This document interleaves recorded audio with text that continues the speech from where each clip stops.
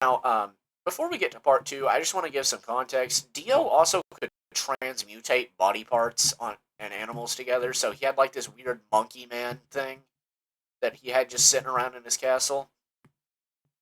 Anyway, on to part two now. Part two picks up. Let's see, about the takes picks up right before the 30s, like back when world or no mid early. Let me. Okay, yeah. So part two of JoJo's happens in 1938 to 1939. So anyway, we cut forward there, and we're meeting a young man named Joseph Joestar. Now everyone's wondering, oh well, how's there another Joestar? Didn't like the last one alive die? And that's what I said to you, foolish viewer, who's wondering this. You see, Jonathan. I have not put a visual up on screen, but Jonathan was a 6'5", built like a tank man, who married Arena. So, yeah, he had a son. Arena was apparently pregnant for at least a month by the end of Phantom Blood. So anyway, he had they have Arena has a son, and she names him George Joestar the Third, I want to say. And with this, the baby she survived, her name is Elizabeth Joestar, or Elizabeth. I forget her last name she had when she was adopted by Strayso. But anyway, she marries George and becomes known as Elizabeth Joestar. Well, anyway, during the grand ass kicking that was Dio's castle, they missed one zombie. One singular zombie. Now granted he's crippled in a wheelchair and can't go outside during the day. But he went up to high ranks in the Royal British Air Force. Uh and because of this, he was able to run things from behind the scenes. Well, George recognized, hey, that guy's not too trustworthy. The zombie caught on to this, killed George, and then Lisa, as she would become known, was very enraged by this. So without a second thought, she killed the zombie.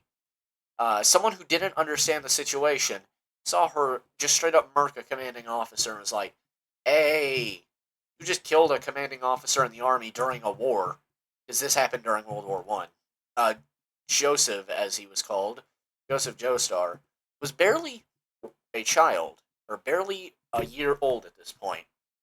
Arena's still alive and lonely, same with Speedwagon. Fun fact about Speedwagon, he never married. He is just a rich old dude who is coming in clutch for the Joestars time and time after again and again. So anyway, they decide to have Lisa go into hiding under the name Lisa in Italy with two dudes named Loggins and Machina. And when there, she would become a Hamon teacher for a young man named Caesar Antonio Zeppeli. I know, insert the people in the comments yelling Caesar now. For anyone who hasn't seen JoJo's, you'll understand whenever I get to it. Anyway, as a child, Caesar was neglected by his father on account of the Zeppeli family often die in battle. So anyway, he left home. Caesar had to raise his like 8 siblings on his own. So anyway, Caesar's there. Then suddenly he sees his father going into the Colosseum of Rome, into the basement. He's like, "Oh, Papa, why are you doing this?" So then, they get down there, and he sees this weird-looking mural on the wall with a bunch of buff dudes and some stone masks. Yes, those stone masks. So anyway, this man is about to take it out when suddenly his father comes out, and one of the dudes in the wall decides to use something to kill Caesar's father in front of him as he's dragged into the wall for nutrients. So anyway, Caesar leaves, meets Lisa, trains Hamon, and is like a pretty good. He's got a technique which allows him to use bubbles of Hamon. Be able to spin them really good. Spin bubble. But anyway, uh, this as Joseph is a child, he's growing up in New York. When suddenly he's buying a soda. Whenever suddenly some kid like steals his wallet, instead of getting mad or portraying as a racial scenario, since it was a African American kid named Smokey. I'm pretty sure his last name's Brown. Do not quote me on that. I'll actually check. Yeah, I was right. It's Smoky Brown. But anyway, you know, he still has the soda because he paid for it. So anyway, Joseph goes to, or the kid's running away with Joseph's wallet when suddenly two very racist police officers comes up and it's like, oh well, what are you doing here? Where'd you get that wallet from? So then they're pinning him down, trying to beat him up. Then Joseph comes around the corner and is like, that's the wallet I gave to him as a gift. Well, the police still don't accept this answer, so they're about to beat Smokey up whenever Joseph shakes up the soda bottle and uses the cap as a bullet to break one of them's fingers, and then with the other one he just straight up knocks out like stone cold. So anyway, that's basically the inciting incident for part two. Then what is it? He Smokey gets to meet Granny Arena, which is honestly pretty good. So then they go to this fancy restaurant where they're told that oh yeah, so it turns out Straightso's evil and a vampire now, and also Speedwagon's dead. Speedwagon is in fact not dead. I just wanted to point that out for now. Anyway, they're at this restaurant, but before they learn this information, there's this racist guy, which racism was a common thing for like the first few episodes due to the fact that this is like 30s America during World War II, which actually gets us into who the helping factor is for most of this part. Now, you'd never think in a million years that the Germans during World War II would actually be doing something good in a piece of fiction, but that's actually where you'd be wrong this one time, because the Germans were helping after they saw what happened when they awoken one of the people in a wall, because there was also one in Mexico. They were known as Pillar Men, because they were the man of the wall or the pillar. Granted, I think there's a deeper lore reason for that later, but but that's getting a bit too far for for now. So basically,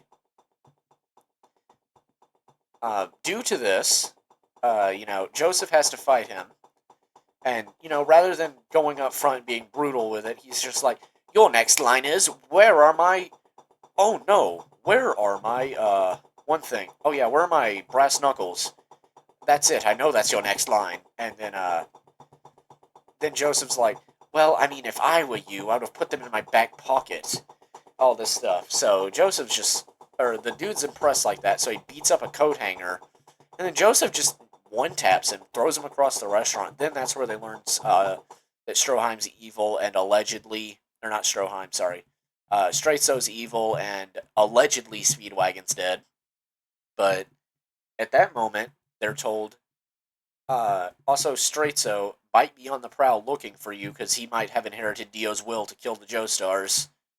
So then, they Smokey and I'm just gonna refer to him as Jojo. Smokey and Jojo go to a cafe at like late at night. Probably I'm gonna say about 9:30, 10. And then they're just standing there, and then suddenly out the window we see a mysterious face, and it's Straitzo spying in on them. So Joseph goes out there, and he's just like, "Okay, so are we gonna have to fight?" So then they fight, and you know he throws Straitzo through a window, and then or no, he pulls out a Tommy gun from God knows where. Me and my girlfriend watched part two, and we still don't know where he was keeping that Tommy gun. I personally don't know, and she just finds that to be the funniest scene in the entire series, which is just impressive to me. Like, we haven't even made it to Stone Ocean yet, and that's where some of the comedy kicks off, But that'll be in a later video. This is only going to be covering parts 1 to 3. This does good, then I'll do 4 to 6, then I'll do 7 to 9. But anyway, we get to so basically Joseph mag dumps this man, and he flies through the window, and everyone's panicking, including two women, and Joseph's just like, "Now settle down, ladies. If you don't, I might just have to make out with you." Which to this day is the most out of pocket thing I've heard someone in that franchise say, and that's considering Part 6 exists. Um, well, also 7. Part 6 and 7. Just get it out of your system now. Anyway, they are some of the They have some of the most absurd humor. Maybe 8 can be contestant in there. Um, they are both They have some wacky humor. Well, anyway, Joseph's just looking at him on the ground, and it's just like, "Hey, wait, he's not dead." So he tries using a Hamon infused punch, and he deflects it because apparently he harvested the harvested the fur of ancient scarab beetles from the Himalayan mountains. And due to this, he cannot be affected by Hammon. So what does Joseph do? While he's monologuing, he attaches 10 grenades to the back of Straizo and throws another one that has all the pins connected to it. So that way, you know, um, Straizo will think, oh, well, that's nothing. So then all of them explode, and he's like they're kind of exploded, but he gets up and goes. Smokey's like, so Jojo, what are you gonna do now? That looks like a monster that you've probably fought before. And then Joseph's just like, well, it's simple, Smokey. I'll just simply have to run like hell away. Make haste. And which is just genuinely hilarious. Anyway, they meet each other later on the bridge. Straizo infuses himself with Hammon after giving away information about the Pillar Men. Then we cut to Mexico, where the Germans are stationed up in a base. We are introduced to our lead German scientist, Major von Stroheim. Anyway, I'm just going to say right now, his voice is better in sub than in dub. The original Japanese voice actor is much better than the English one. Anyway, we cut to them, and they're all discussing, oh, what should we do with Speedwagon now that he's awake? So then they go to Speedwagon's room, and this is where we get one of the best lines of the sub, which is Stroheim talking to a tied-up Speedwagon and just looking him dead in the eyes and just going, Speedwagon. And just like does that with such delivery, just like Speedwagon. Just looked at him. A Japanese voice actor playing a German character, giving an accent to or talking to a French character in an accent is honestly peak to me. Oh, I might be dead here, chat. I accidentally fell into a domain. Oh, and he hit the finisher on me too. Oh no, he got the Cassius face. Yeah, no, I was losing that. Anyway, they're just in that scenario. Then suddenly they're like, okay, we're going to experiment on this guy we found in the wall now. And whenever he emerges, they decide to call him San Viento, or in other languages, Santana. Because, the dub and all the rights around it suck, but thankfully, we won't get into that until part 3, which I'm now realizing should be a standalone video. Anyway, yeah. So, we get into the whole name thing. But then, they're over here like, can't be that bad. He gets out. He pulled Diddy Jitsu and oiled himself up and crawled through the vents. So anyway, about at this time, Joseph gets there through some shenanigans, which is like he's on a motorcycle and some dude that's, I kid you not, just straight up in a paper, just follows him that entire time, and they fight, and Joseph wins. I think the guy gets defeated by like getting drop crotch first onto a cactus, which quite frankly would defeat me as well. Anyway, they get there, mainly Joseph, to rescue Speedwagon. He doesn't even care about the Pillar Men or anything else. So then they rescue Speedwagon, but first we got to deal with the Pillar Man who's on the loose. Well, Stroheim is like, I don't know you, but like you wanted to save us, even though we're kind of evil. So here, I'll sacrifice myself. Okay, yeah. I don't know who this dude is, but I don't want to fight him. He has 15,000. He has 5,000 kills. I'm not fighting him. Anyway, they're dealing with that, and whenever they get done, Stroheim is like, you know what? I'm not even gonna give this guy the time of day to kill me. Just puts one of them German throwable grenades on him and just blows himself up and like blasts the Pillar Man to bits. But then like he gets into the well that was in front of the compound. So then Joseph goes down there to finish him off through some shenanigans. Anyway, after this, Joseph goes to Italy to meet up with Caesar. They meet up. They butt heads at first. But then they go down into some basement in Rome. The aforementioned one where Caesar's dad had died. And they're like, okay, look, the Germans are here, but never fear, we're also here. So then, after some hijinks ensue, the Pillar Men awaken, blasting one of the most baller themes. In fact, give me a second. Alright, yeah, so, speaking of the Pillarmen theme, I don't know how much I can play this without getting copyright claims, so I'm just gonna play like a clip or so. But essentially, just imagine this: you're some buff, masculine, slightly dressed like you ought to be on a cover of a fashion magazine, dude. When suddenly you go into a basement, see a bunch of dudes get deflated, and suddenly you just hear this blast out. Ay, ay, ay, ay. Yeah, so how would you feel if you were just in a basement under the Coliseum and you hear that start playing? Because, brother, I'm going to be honest, if I hear that, I'm hightailing it the other way and pretending I never tried to get into the use of Hamon. Because if I gotta fight those dudes, then I'm sorry, I'm not meant to be the main character if I gotta fight the Pillarmen. Put me in any part of JoJo's and I solo, but you put me against the Pillarmen, I do not have the commitment to learn Hamon. Look, anyone can get a stand if they've got a good enough will. Anyone can figure out how to beat an enemy stand user, even if it requires some weird shenanigans like putting magnets in your pocket or patting yourself with what is it, uh, books so the knives they throw at you won't hurt you, or just not being a woman with pretty hands, uh, or just not being in Italy during the 2000s, or actually, I don't think I can avoid Poochie. I'm gonna be real, Poochie and Funny Valentine, and probably by extension, Toru got me beat, but I can probably handle Haka Howler in a 1v1. I got that. Anyway, so the Pillarmen just are over here. First, we wake up with Wamu, who just deflates all of the guys, and she's like, "Awaken, my masters!" And all that. So then Cars and ACDC, not spelled ACDC, spelled ESIDS or ESIDISI, just straight up wake up and are just like, okay, bet we're awake after a long time. Cars accidentally steps in Wamu's shadow, and Wamu gives him a bit of Yuji Todori's curse technique with a little bit of that left-right goodnight. So anyway, we're over here now, just dealing with this. Caesar and Joseph watch this. They try and fight. They get folded like an omelet. Uh, Joseph's laying on the ground. I want to say Wamu is monologuing like, "Oh, you'll never beat us. We've had so long to exist that now we can awaken perfectly, and we can become the most powerful Pillarmen. We just need the Redstone of Asia."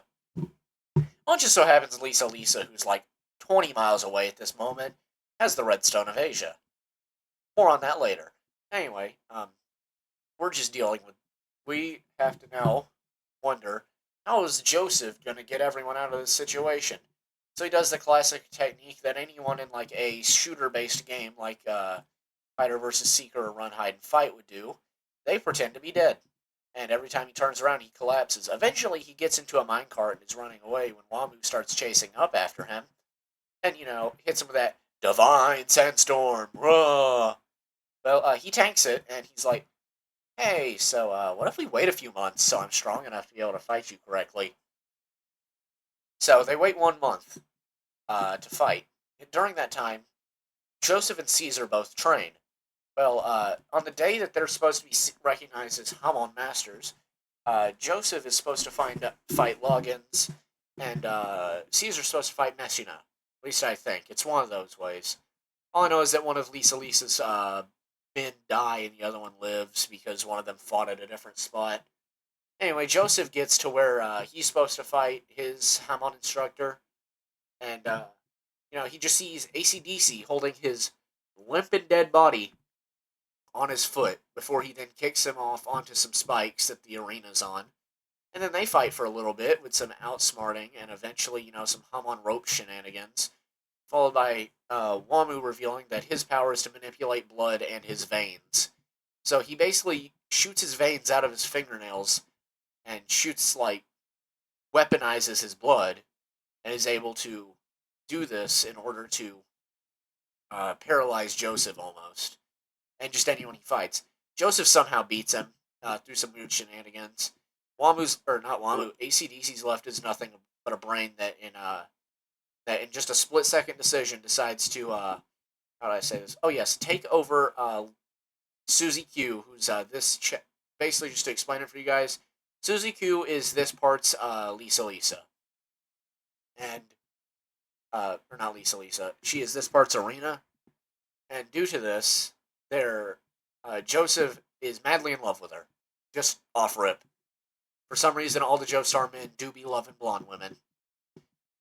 But anyway, the he uses his brain to take over Susie Q, while Joseph gets a peek at Lisa Lisa in the bath. It's some weird hijinks that ensue. Anyway, she sends the Redstone off to cars in Wamu who are in Switzerland. Well, they're about to pull up for that, but well, whenever they get there, the hotel that they're running is also being run by Germans. So anyway, you know what that means? Germans versus Pillarmen, round two. So anyway, Cars is going just basically one cycles the entire German army that's staying there, and he gets to one that's just like, huh? I figured everyone's dead. How are you still alive? This dude just looks up and it's just like, surprise! It is me, von Stroheim. Because German science is the best science, I survived blowing myself up.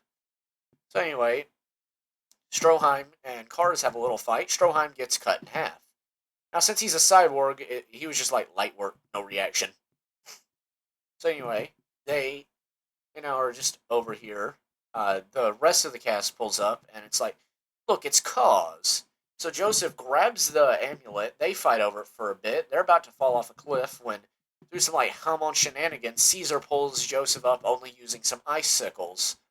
Cars is now falling down into a ravine, and rather than crushing some flowers that'll probably bloom again in like a few months, he decides I'm going to slam myself into the wall and save these flowers. Which, by the way, every villain in JoJo's represents a certain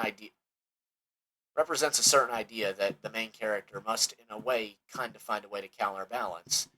Like Joseph is chaos, kind of basically chaos in a world with order, and Cars represents the order by saying that he wants to save nature, but he realizes that as a Pillarman, he must survive on it, like humans and other animals, so he can't save them forever. So naturally, uh, he saves his plant, and he's down there and he's like, just starts laughing, and then just says, I'm gonna let Joseph live for another day and keep the stone because it would be fair. I'm actually gonna find that clip. Yeah, this is the scene here. Only 10 seconds, but if I get copyright claimed, I'll cut this out.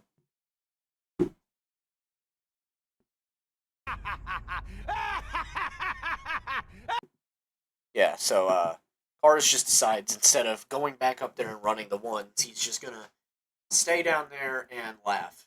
Anyway, so cut forward a day or two. Caesar, Joseph, the surviving member of Lisa Lisa's party, and Lisa Lisa are all staying in this hotel in Switzerland. When they see a castle, it's like, hey, wait a minute, that's where the Pillarmen are, isn't it? Then Caesar and the other member of Lisa Lisa's party go there, and they're thinking, yeah, cool, we'll take them on. Wamu sneak diffs them because he has the ability to use the wind to his advantage, and can hide himself through it by like light reflection and everything. And he then just like drags the other guy in there, unleashes a divine sandstorm on Caesar. They have a little fight, and Caesar's beating him up a little bit, but now they're both bloodied messes on the top of some stairs. Caesar, without any care for himself, grabs Wamu's lip ring, puts his headband in a blood bubble containing all of his hamon, so that way Joseph can get it, and then they and then he makes it float around the room. As in horror, we watch as a cross-shaped piece of rubble falls out of the ceiling of the church, which this is an all-stone church made in like the Alps of Switzerland. So that had to hurt. Anyway, fun fact, whenever me and my girlfriend were watching this, rather than having a sad reaction like most would, she said, quote, is this where we get Caesar pizza from? Which quite frankly made me laugh so bad, or made me laugh so hard that I couldn't even be sad. Uh, but anyway,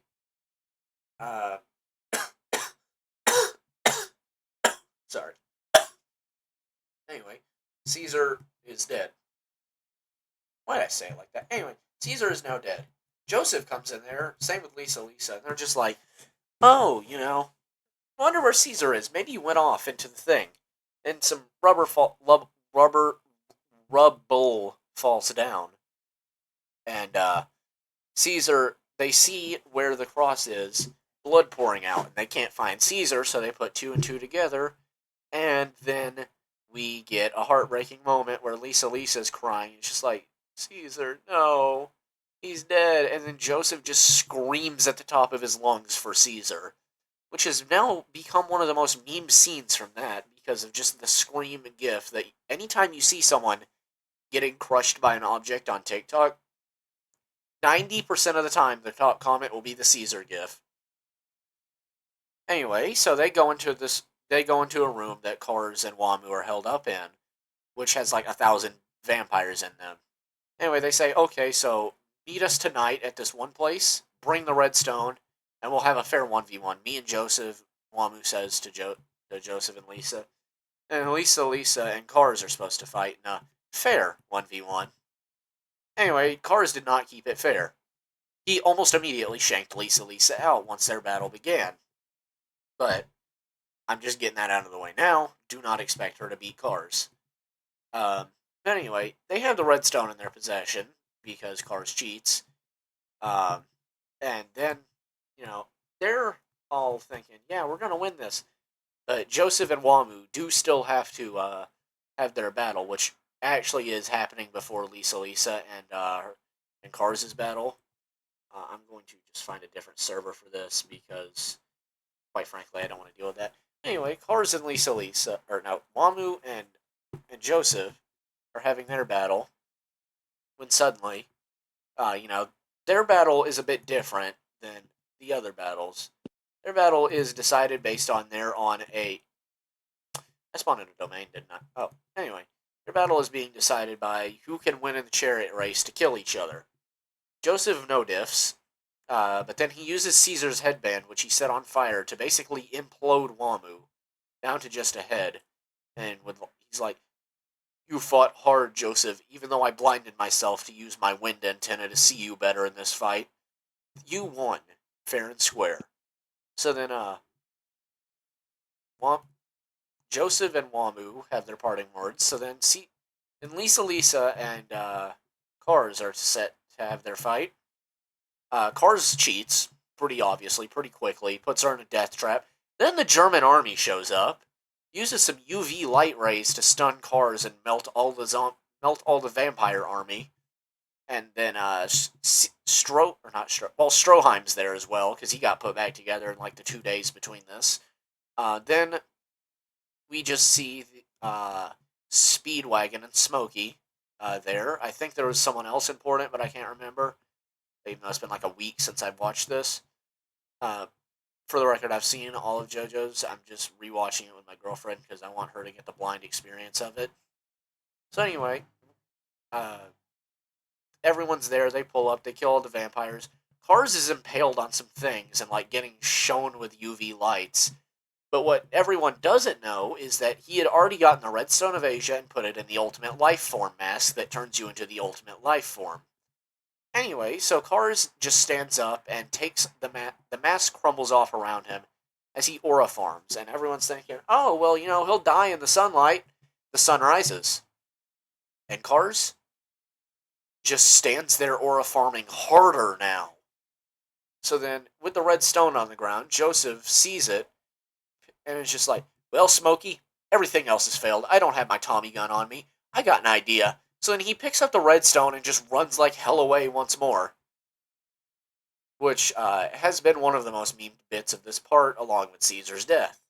So anyway, as Joseph's running away, Kars strikes a pose, screams really loud and really hard, spouts wings, and starts chasing after him. He also created a squirrel out of his hand that ate another squirrel. This shows that he no longer cares about life and preserving it. But anyway, I digress. With this, the chase begins, and due to this, Joseph and or just Joseph for now, actually, runs off the cliff, jumps into a German plane, and as Cars is flying after him, he picks up Stroheim, and they're piloting it and everything. Suddenly, Speedwagon Smokey come on the radio and it's like, "Hey, Joseph, Lisa's your mother." And then what was picked up because Cars kind of like shot some armadillo skin out of his wings at the plane. It took out the radio sector. It's just like, Lisa, mother, your is. But those words didn't compute in Joseph's head at the time, so he didn't know that the woman that about a month prior, or not even a month prior, like a week prior, peeked in on while she was taking a bath and said, "Nice," to was his own mother. He did not learn this until like a month, like a year later, or whenever everyone was ready to tell him. So anyway, they're getting away. They finally get to this volcanic island. I think it's literally called Isla de la Volcano in the anime because it's off the coast of Italy or Switzerland or something. It's somewhere. Anyway, they get to it and then they drop Cars in the volcano. And they're thinking, "Oh, we surely got him." And like in the second that it took them to formulate that thought, he crawls out and is like, "Y'all ready for round two?" So then it's revealed that he like did some air bubble stuff and covered himself in crab skin because as the ultimate life form, he has access to any form of evolution at his disposal to survive anything he needs. As long as it's on Earth, he can use it to his advantage. So anyway, subtle foreshadowing aside, they're in the volcano thinking, "Oh no, how are we going to beat Cars now?" Well, then Cars turns around and because of like some Cars or Joseph tries to attack Cars with Hamon, and that goes about as well for him as you would think that would because Cars absorbs the Hamon and fires it back stronger. Now, some stats about Hamon: it's at least 10 times the heat of the surface of the sun. Imagine that power 400 times stronger. Yeah, Joseph nearly loses his knee. Actually, I think a part of his knee gets shaved off, and then Cars like cuts off his arm. But like due to some weird shenanigans that I'm not really sure how that worked, I'm having memory troubles at this time. Joseph somehow gets his hand on Cars. So then the amount of Hamon that's going off because Joseph decides to use the redstone to deflect it, which launches the piece of the volcano they're fighting on into the upper/lower atmosphere, somewhere in that range, enough where Cars could reasonably float off into space. Um, they are up there, and then what is it? Cars is like, "Joseph, I'll beat you," but then because his hand was placed around Cars' neck, Cars gets scared, flies off, and gets stuck in space, where he can no longer get back to Earth. He is now infinitely floating in space. So anyway, Cars is defeated. Joseph crashes back down on Earth in the middle of like the Mediterranean Sea. He's found by Stroheim or something, taken back to Italy to be nursed back to health by Susie Q, where they get married. Now, the thing that no one told to anyone was that Joseph was very much still alive. So he gets back to America after being in Italy for like an extended period of being healed up after his marriage, with a new hand now because German science came in clutch once more and gave him a new robotic hand. And what is it? They are now all in here, just gathered in one place at Joseph's funeral because they think he's dead. Well, he pops up behind Granny Arena, as he calls her, and it's just like, "So, whose funeral is this? Because I heard you guys were here." And then, like, two ushers try and take him away when everyone realizes it's Joseph, so they vouch for him, but they're like, everyone was just so shocked because they thought he was dead. It said he, like, died at the age of 20. Well, anyway, he crashes his own funeral. Then after that scene, it tells us where everyone is. Smokey became the mayor of his hometown in Georgia. Joseph and Susie Q are married and have a daughter named Holly. Um, Granny Arena dies at the age of 82 due to, I think, a heart attack or old age. Then Speedwagon dies at the age of 89 due to a heart attack. He was a lifelong bachelor who never married but created the Speedwagon Foundation, which was originally started as an oil tycoon area. Anyway, we cut forward to the future, where Joseph is an old man going to Japan because he wanted to visit his daughter, and he gets hit in the knee by some man with a suitcase. This just happens to be the knee that Cars basically melted off, so his reaction is extremely valid here. He goes on like a little rant about how his daughter married a Japanese man, and now he never gets to see his grandson. And he's like, Oh, by the way, young man, are you Japanese? As soon as the guy says that, Joseph just like hits it like full on decks him into like the stomach, I think, and was like, well, okay. Then we cut to Jotaro in the prison cell that he's being held in, aura farming for when part 3 is to start. Anyway, that should be a good place to wrap it up for the day, guys, mainly because my laptop is almost dead and my voice is dying. I will get you guys a part 3 video as soon as I can.